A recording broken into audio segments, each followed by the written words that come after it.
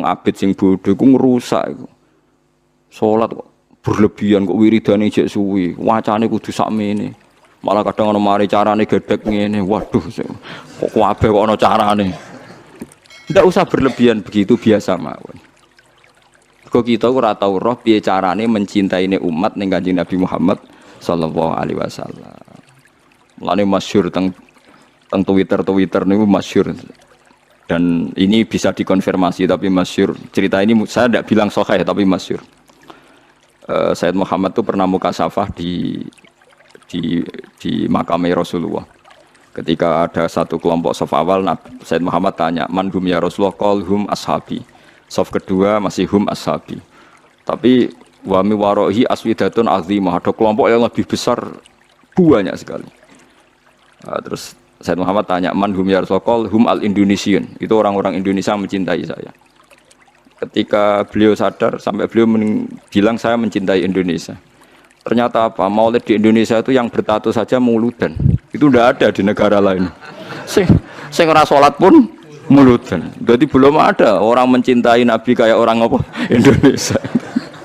Sampai kiai pertama yang nerima cerita itu bareng ngecek, waduh, sing tatonan ae muludan. Ya kita tidak pernah tahu cara mereka mencintai Nabi. Tapi saya pastikan di kitab-kitab itu ada riwayat Nuaiman itu pemabuk. Tapi dia ini mau mabuk yang terminal, mabuk ngarepe Nabi. Ya ditakzir be Nabi. Nah itu kita tidak pernah tahu. Kowe kan gak ditakdir ngono lho, kowe aja mikir awam dhewe kowe ora ditakdir dadi wong iku. Lah makanya ya soal munafik ning zaman Nabi iku munafik bodoni wong sing jelas bener. Sementara wong sing bodoni kita iku bodoni wong sing ora jelas. Misalnya kita jadi kiai untuk duit proposal, untuk duit salam template, kan ya ora jelas niate sing ngekek iku piye. Lah terus kowe dibodoni wong, ya anggap ae khusukmu ya kadang bodoni wong, solem ya sing. Lan iki Hamid Pasuruan tau nangis ngendikan ngeten. Sowan teng Mbah Khalil niku pengasuh Pondok Sidogiri. Itu walhasil Mbah Hamid itu sowan Mbah Khalil, kula niku soleh-soleh kula piyambak kok ujug-ujug dadi pangeran. Jadi kamane kan Mbah Hamid itu orangnya soleh, khusyuk. Beliau soleh, alim, istiqomah jamaah, istiqomah sholat qobliyah ba'diyah. Tapi setelah terkenal khusyuk kan ya orang sowan, terus ngasih uang, ngasih macam-macam. Beliau sebagai orang ulama betul, ulama benar itu kan kecewa. Kecewanya kok khusyukku jadi duit. Karena Mbah Hamid raruhin, cara kita orang nggak benar kan, wah ini bagus lah kan gitu. Tapi beliau itu nangis sowan Mbah Khalil. Mbah Khalil itu masih mbah-mbahnya istri saya kan. Mbah Hamid itu ya mbah saya karena misanannya mbah saya. Nggak, saya cerita ini supaya sampean tahu bahwa saya pantas dapat cerita ini. Karena Ki Hamid itu misanannya mbah saya, kan orang Lasem. Adalah sinti suwani itu mbah-mbahnya istri saya, Mbah Khalil. Jawab ya iku urusanmu ya. Jawab Mbah Khalil iku urusanmu. Makanya tidak ada ulama kecuali dua sikap sinis sama umat supaya jagani tidak semua kesolehan itu gak jadi duit. Makanya kayak seperti saya roh Mbah Dimyati Pandeglang itu tidak kaget, tidak mau nemuin tamu, beliau hanya sholat jamaah ketemu tamu mau liwat tok. Banyak ulama yang sinis itu jangan kira sinis malah buat dalili fal yukrim dhaifahu, ilmumu saya amatir. Karena beliau tahu kalau saya terlalu ramah, terlalu terbuka, jangan-jangan semua khusyuk saya dikonversi jadi uang, jadi kehormatan. Padahal saya khusyuk udah untuk ini, makanya ada ulama model batin yang tertutup. Nah, malah nak teng Bangilan jenenge Misbah nak ana tamu jek ning lawang takok, "Ana apa kok rene?" Nyuwun barokah jenengan, wis tak barokahi nak gak ganggu aku. Mulai.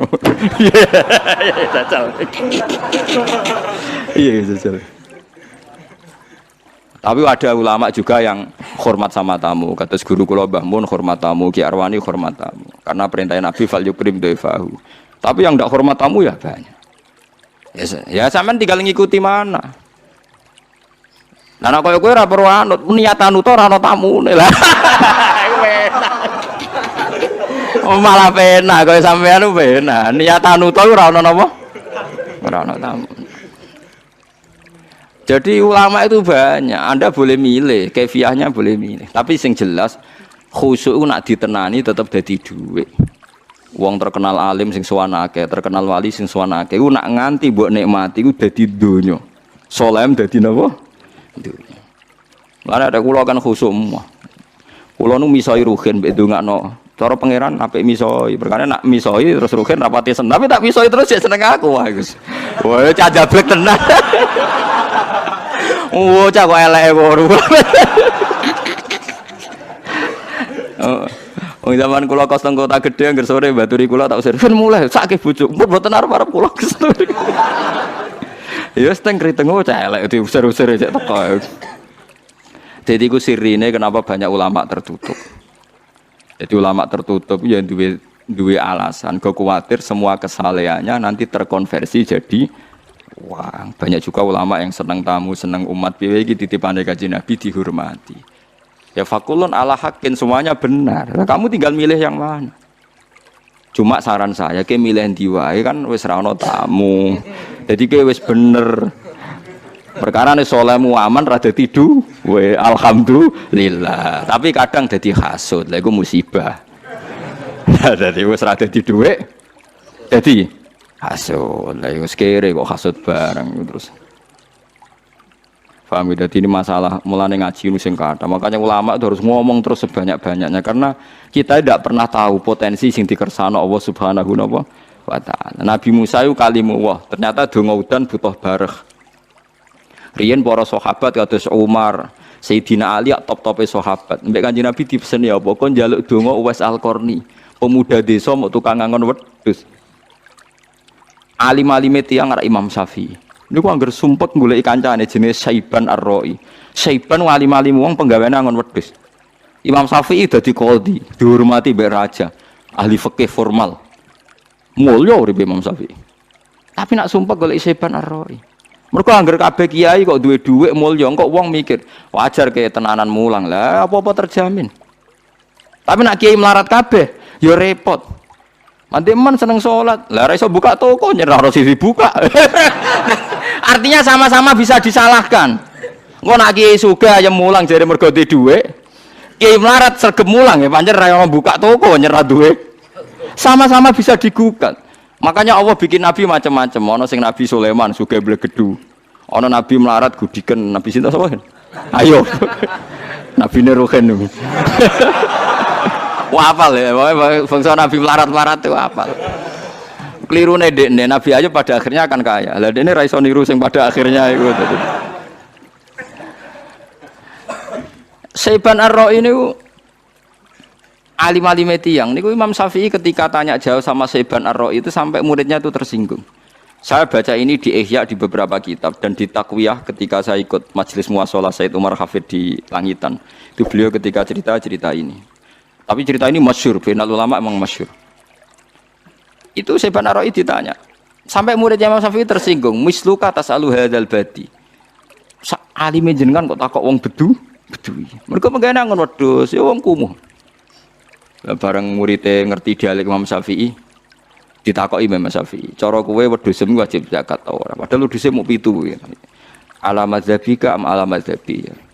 Cara mazhabmu ta mazhabku ala madzhabika ya nek cara mazhabku ya wajib aku diri wedhus sithik tak zakati akeh tak zakati mergo donya mesti ana subhate apa ana subhat ngenteni nak akeh iku mazhabi fikih amatir lho ada zakat ngenteni wedhus 40 apa nak 5 gak subhat.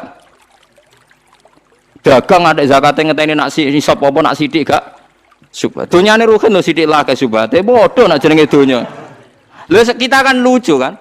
Zakat ngenteni sak nisab. Lho apa nak rasa nisab gak ono subhate. Paham sih kalau maksudnya. Akhirnya murid Imam Syafi'i mulai, wih, wong kok pinter iki deh, mulai meriah. Ditake alamat dzabika alamat dzabi. Ya nak alamat dzabi semua dunia cek akeh sithik wajib zakat. Nak alamat dzabika yang ngenteni sak nisab. Akhirnya takok apa sampai beberapa hukum. Tiap ditakoki angger ditakoki alamat dzabika alamat dzabi. Alamat dzabika jadi madzhabem piye. Terus diterangno. Terus akhirnya mulai terus muridnya lagi ngerti. Masya Allah, cerita jebul Imam Syafi'i di konco walim tukang ngangon apa? Bedes. Ya karena kita tidak pernah tahu. Jangan-jangan kita ibadahin sholat istiqomah jamaah mergono santri urip mapan. Jangan-jangan nak rono santri gak sregep nopo jamaah.